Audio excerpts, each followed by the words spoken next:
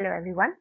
Now let us start the separation of copper and cadmium in presence of each other.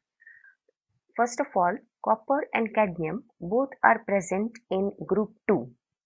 So for the precipitation of group 2, we require the precipitating reagents as dilute HCl and H2S. In presence of these two precipitating reagents, copper precipitates out as black precipitates of copper sulfide and cadmium precipitates out as cadmium sulfide, which are yellow precipitates. Now, when both these ions are present together in a given mixture, it becomes difficult to separate each one of them, particularly cadmium in presence of copper. So we will be using here two methods for the separation of each other in presence of both. So first, masking method. Now masking method is generally used to mask any one of the ion so that it does not interfere with the precipitating reagents which are added, and hence the other ion which is free reacts with the precipitating reagent and it precipitates out easily. So here we are taking the diluted solution of copper and cadmium, to which we add ammonium hydroxide solution so that we get light blue precipitates of copper hydroxide. This copper hydroxide, it is soluble in excess of ammonium hydroxide. So generally ammonium hydroxide provides a basic medium to the solution and we get blue colored precipitates of copper hydroxide, which becomes soluble in excess of ammonium hydroxide, giving the formation of a complex. Alright. So this is a complex formed. Now what we do, we add a masking agent now. The masking agent used here is potassium cyanide. So on adding KCN, the ion which is masked, that is, it forms a stable complex with the masking agent is copper. And hence in the presence of a masking agent KCN, we get a stable potassium cuprocyanide complex.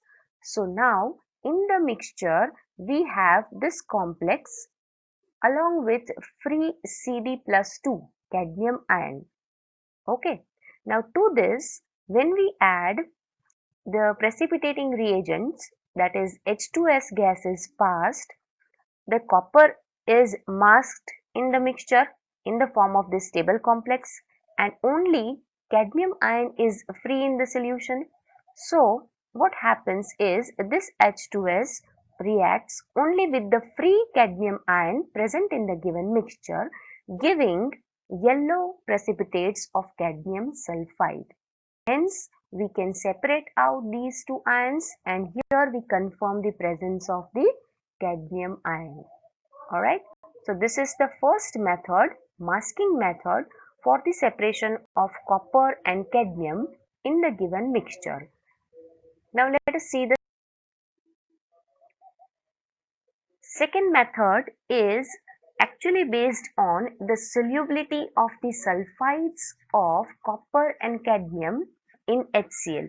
So its solubility in HCl is different and hence we can use this method also for the separation of copper and cadmium. Now let us see the solubility of copper sulfide and cadmium sulfide. Copper sulfide is insoluble in HCl while cadmium sulfide is soluble in boiling HCl.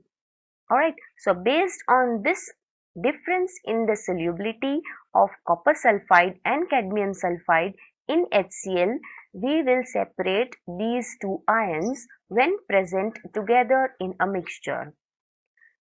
Okay, now we are taking here first the sulfides of the copper and cadmium. These are washed with water. To this we add HCl because the solubility of copper sulfide and cadmium sulfide is different in HCl. So on adding HCl and then boiling the solution, what we get is insoluble form is of copper. So copper sulfide precipitates out because copper sulfide is insoluble in HCl. So that can be taken out, and the filtrate which is there, it contains Cd+2 ion because Cd+2 is soluble in HCl. So when CdS taken in the mixture is reacted with, that is on adding HCl and boiling the solution, CdS reacts with HCl giving Cd+2 in its free form. However, copper sulfide does not react with HCl and it remains as it is, which can be filtered out in its precipitate form. So here we confirm the presence of copper ion. Now the filtrate which is there, it contains only cadmium ion.